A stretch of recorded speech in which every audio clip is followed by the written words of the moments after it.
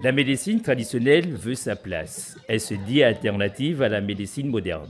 Pour les praticiens gabonais, cette science curative s'impose désormais comme solution au regard de la pertinence que les experts lui reconnaissent. Il faut dire que les traditionalistes, les praticiens de la médecine traditionnelle, ils travaillent.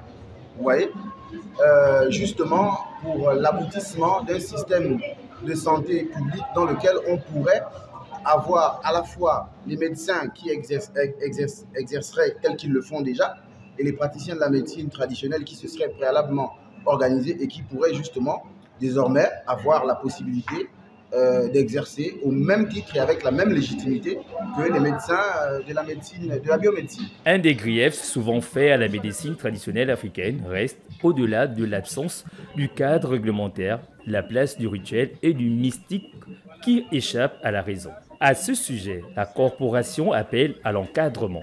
En réalité, il y a tout un processus pour devenir Nganga. C'est tout un sacerdoce.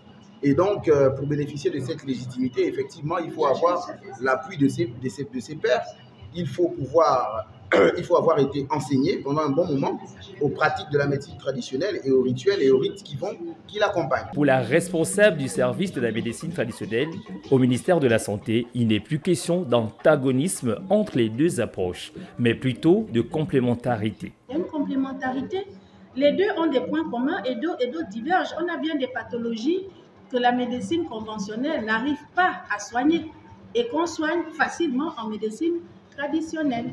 Donc, c'est sur cette base-là qu'on dit qu'il y a une complémentarité. Le but, c'est de les mettre côte à côte, parce qu'à chacun d'être libre de se faire soigner où il veut. Les conclusions des travaux de la journée de la médecine traditionnelle africaine sont donc attendues pour le renforcement de la dynamique consensuelle des pratiques sanitaires au service des populations.